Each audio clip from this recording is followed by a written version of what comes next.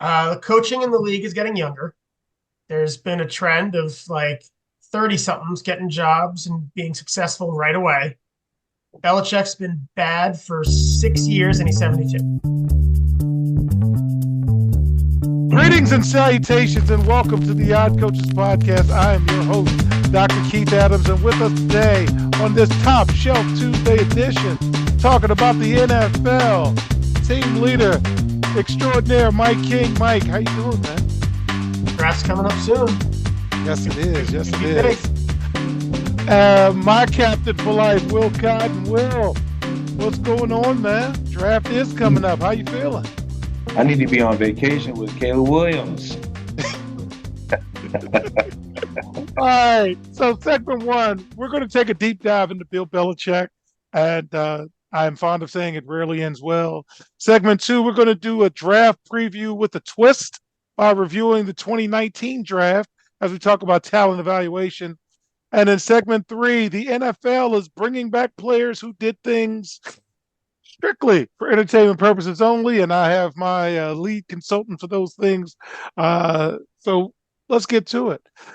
Segment one, the second winningest coach in NFL history interviewed twice with the Atlanta Falcons, a one-on-one session with Arthur Blank, and then a lengthy interview with Arthur Blank and team executives. Bill Belichick thought that he had the job, but the Falcons ended up going into a different direction when they hired Raheem Morris. Bill Belichick has forgotten more about football than most of us will know, but he didn't get the gig. Mike, as somebody who has sat next to me on interview panels, what do you think about Bill Belichick not even getting a gig with all of the credentials and the accolades and everything? Talk to me, sir. The coaching in the league is getting younger. There's been a trend of like 30 somethings getting jobs and being successful right away. Belichick's been bad for 6 years and he's 72. So if the Giants took Belichick, I'd be miserable, absolutely miserable.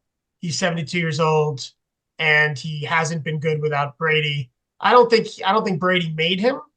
I'm not going to be one of those people, but he hasn't been good without Brady. Brady hasn't been a Patriot in a long time, and he's 72 years old. So he shouldn't be in anyone's top three. If he's in your top three, you're not interviewing three people that are quality candidates, and that's a mistake for your organization. Because, again, we're not basing things on the past. We're basing things on 2024. He's not an NFL head coach in 2024, and he shouldn't be. Mike, you keep talking about his age, man. What does that have to do with winning? Mac Brown has revitalized University of North Carolina football. Nick not just Saban his was age. 71. It's that he hasn't been good since it's them last 5 years that if his name was Bill Smith, we wouldn't have talked about it. If he was 72 and last year they went to the AFC Championship, 72 would be fine. But 72 with lack of success over an extended period of time, as we'll go over in segment two, we look at that draft, that comes into play, right? Like, so, yeah. Don't feel bad for me. God, man, you're the player. You hear that this guy wants to come to your organization? It's Bill Belichick. Tell me from a player's perspective. Oh man, I'm glad they went with Raheem Morris. I happened to see a video when he introduced the team, and he had like a presentation, had everyone there, and man, he had so much energy, and he was so like, man, he reeled you in, man. At least it was a good intro, very good intro. He won the press conference. Yeah, oh yeah, for sure. He got me to buy in. I'm ready to go. I think Belichick lost the position. I think Arthur Blank, the man is a billionaire, so he's not a dummy. He can read people, and he understands things, and he knows that Bill Belichick is a genius, is a football great mind, all things like that. But he probably was feeling the vibes. He was just like, this guy is just not gonna turn it over. I don't feel the zeal from him. I don't feel the energy from him. So just like an interview, I think Bill Belichick just hadn't interviewed in a long time, and he's just also a little older. I don't think it's necessarily his age, because there's guys like Pete Carroll who probably interview great, who get you hyped and you're ready to go. It's just, the fact that you're a little older and that you haven't won recently and you're not getting me excited to hire you. So there's probably a lot of things. And Belichick probably felt it, when he left that one-on-one, like, hey, I didn't get that. Didn't get that job. But All it is right. what it is. So for me, it rarely ends well. It doesn't always happen that you're John Elway winning the Super Bowl or Jerome Bettis. Nobody's bulletproof. Nobody is bulletproof. I got fired the year after winning Coach of the Year. So again, nobody's bulletproof. His disciples have failed on a big stage. So the guys who worked under him when they were head coaches, for the most part, I think Vrabel did a decent job, but haven't really done anything. So, man, I think this is it. Because if you're Belichick, what motivation do you have beyond beating Shula? Um, but also on the flip side, I think Robert Kraft has something to do with this because, in my opinion, Brady already won. If Belichick goes to Dallas and wins, ain't but three people there. Brady won without you. Belichick won without you. Now it comes back to you. So if I make a call to a buddy and say, don't hire this dude, I can still blame him. That's how I'm looking at it. But with that being said, in segment two, we'll talk about the NFL draft coming up, share some dates with you, and also revisit the 2019 draft to see where some of these problems for some of these organizations may have come about. We'll be right back on the Our Coaches Podcast. The reviews are in for Dr. Keith Adams' book, Finding the Balance, My Personal Journey to Academic and Athletic Success. College professor and student athlete academic expert Dr. Lisa Rubin said, "There is nothing out there like this book, so I do hope people will pay attention and give it a read." Former George Mason standout Folarin Campbell said, "Consider this book an opportunity to work directly with Dr. Adams just like I did. I assure you that there will be something you can take away that will be useful to you throughout your personal journey." Ryan Waite, a recent college graduate who is a software engineer, said, "I like how the book is based on research, which makes it good for general students as well as student athletes." The book serves as both a memoir to Dr. Adams' 30-year academic and athletic career, as well as an instructional guide to assist student athletes, parents, coaches, teachers, and administrators navigate through the challenges of finding a better balance between academic and athletic success. The book includes over 15 personal stories and anecdotes from Dr. Adams, along with numerous former players and colleagues from a variety of sports and endeavors. You can order your copy at www.ckasaveproject.org. From the main page, simply click CKA Save Project Services and order the Find the Balance book. For more information, contact Dr. Keith Adams by email at cka@ckasaveproject.org. Welcome back to the Odd Coaches Podcast. In segment two, the NFL draft will take place April 25th through the 27th, and we will analyze the entire draft next week and get us ready for things strictly for entertainment purposes only. Thursday night is round one, 8 o'clock prime time. Friday night is rounds 2 and 3, moved it up an hour, 7 o'clock. And Saturday, rounds 4 through 7, 12 o'clock noon. And we wish you all the best. But fellas, I want to go back. And I'm going to alternate. We're not going to go through the whole 30 picks, but there's some I just kind of want to get your thoughts on. So, Will, I'm going to start with you. Trevor Lawrence is up for his 5-year option, his 5th-year option. What do you think? If you're running the Jags, are you giving Trevor Lawrence a 5th year? I pick it up. I pick it up. And if he has a really good season, I'd even give him a 5-year deal. The thing that you need is consistency. He can throw.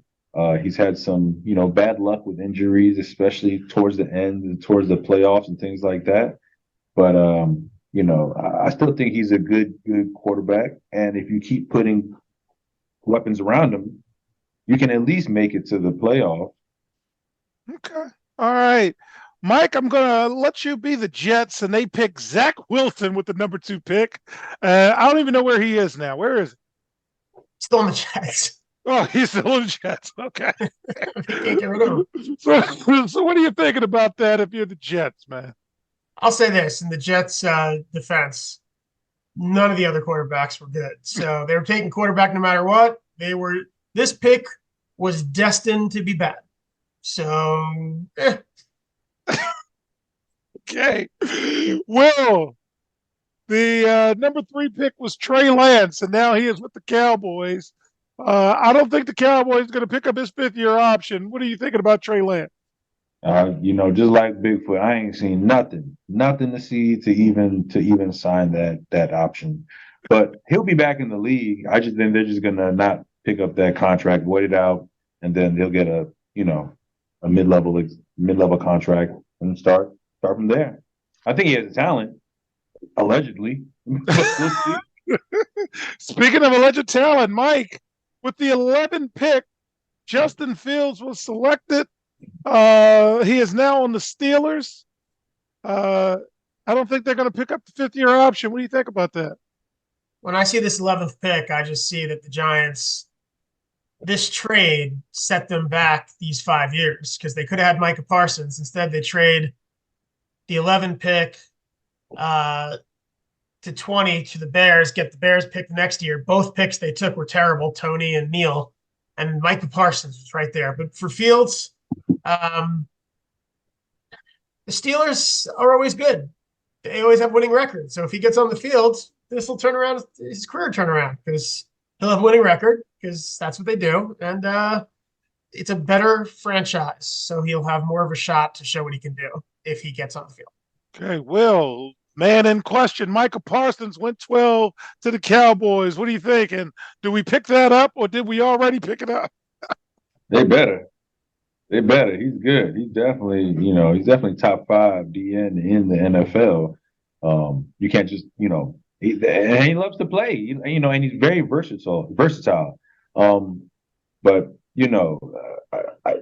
the Cowboys are a weird team. So I don't really know what they're gonna do. If it was me, I would definitely sign that 5th year. All right. So now, Mike, as we talked about in our previous segment, Mac Jones was selected at 15 by the Patriots. He is now with the Jaguars with the other number 1 pick, Trevor Lawrence. What are you thinking about Mac Jones, and is this why Bill Belichick can't get a job? Yeah, he tied himself to Mac Jones, and Mac Jones is so bad. Yeah, the first year was okay, but he is so bad.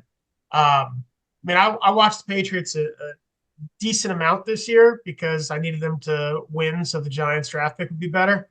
And it doesn't matter what quarterback they put back there. It was the worst quarterback play I saw that year, and I watched Maryland play a lot of bad teams. So that includes J.J. McCarthy, who's the worst quarterback I saw all year, yet he's going to be a first-round draft pick next year. Mac Jones stinks. Okay. Will, you're going to close us out at the 25th pick because we are picking on Jacksonville. Travis Etienne was picked. Are you picking up his 5th-year option? And remember, he's a running back, but look at what the 5th-year option is for a running back. What do you think? Yeah, I think it's an easy pickup. I mean, I don't see a reason why to create waves and ripples upon the water for $6 million. And hey, he's gonna earn it. If your next contract, if you're only making $6 million and your next contract is coming up, you better be, even though you got $6 million, you better be busting it. So I'll pick it up. I think he would be very hungry. I think him and Lawrence should be very hungry. Even Matt AFC Jones, sounds so bad, man. They should be dominating right now. But Houston picked the right guy, Yep. and now, especially looking into next week's draft, you might have missed your window. I don't know. Oh yeah, take that pickup, I guess. You might have missed your window. All right, fans, in segment 3, we're going to talk about things strictly for entertainment purposes only as the NFL is reinstating some people who may have made a mistake or two based on the code of conduct. We'll be right back on the iCoaches podcast. Why should student athletes use the CKA SAVE Project academic and athletic consulting services?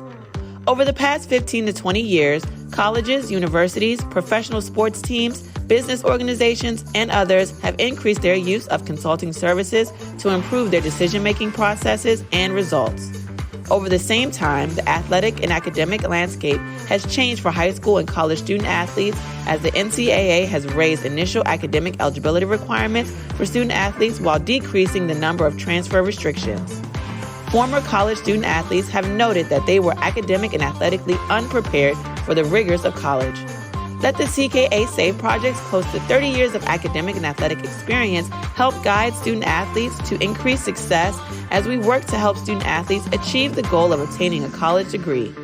For more information, contact Dr. Keith Adams by email at cka@ckasaveproject.org.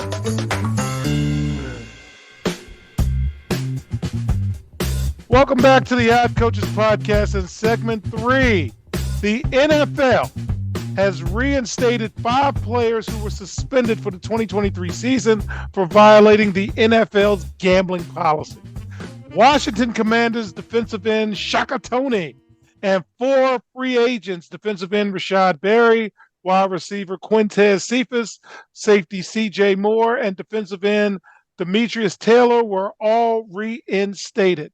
Defensive back Isaiah Rodgers, who was also suspended last year, wasn't reinstated last week. His situation continues to remain under review. So what are we doing, man? Well, we're going to talk later on this week about the NBA and gambling, as well as other things. NFL says you can come back where the NBA told that guy no. What are you thinking about reinstatement of these players? They may have found something that made it like, okay, well, something they found. I don't know. I think that's good though. I think you kind of, you don't really know what level you get, which is kind of weird because you think you should know if you're going to violate something, right, Mike King? If you're going to violate something, at least let me know what it is I'm violating. So that's very just, it may go to the courts. It may go to the courts because, if I'm, my Porter's brother, if I go and say, hey, well, these guys did the same thing. And there's a precedence of them going back. So can I, so it's interesting. I don't see even a reason why to bring those players back. They weren't stars. They weren't big names. They weren't big. I mean, let's keep it real. They weren't like big, huge assets. They weren't, salary cap casualties or anything like that. I don't know why they brought them back. Maybe a moment of weakness, maybe collective bargaining agreement is my guess. Contract. Yeah, probably. But I wouldn't even have gotten involved in that if I was the CBA. I'd have been like, y'all just, So I don't really know what the end goal is. I think this will get swept under the rug. People until a bigger name comes out or something like that, like Calvin Ridley. I mean, they can say, oh, well, Calvin Ridley, he missed the whole season last year because he bet. So, why not? There's a precedent of it. So maybe the NFL feels different than the NBA, so. All right, Mike, look for the union label. You're my union contract guy, legitimately fans. He does some work with the union. What do you think about this reinstatement? I mean, it all depends on what the rules were. I was reading up that they made the rules stricter last year, but these players will have a responsibility, not just themselves, but other players to not get in trouble. Because if they do it again, then they're going to take the NBA policy and it's going to be, you're done. You're done. And I don't know why that's not the policy. The NBA, you're one of 5 people on your team on the floor, so it's easier for you to control, especially like your rebounds, your points, your assists, things like that, maybe than it would be for like a cornerback in the NFL, a reserve cornerback, maybe that. But still, like, rules are rules. If this is what the NFL rule is, that's why they're back. But again, they have a responsibility to the NFL brotherhood of players to not get in trouble, or the rules will change. Yes, and the NFL will definitely protect the shield. Mhm. So as we close out, Now, is it wait, go ahead, so buddy. it's funny. Was it because was he taking unders? Because if I was an athlete, I have no idea. if I was an athlete, I mean, just strictly fun and all this entertainment. If I'm like, hey, I'm gonna get 6.5, man, I give me think it $10,000. had to do I'm gonna with get being 10 in the of these bad facility. boys. I think it had to do with where you bet it or something like Yeah. that. I think Okay. so, but don't quote me.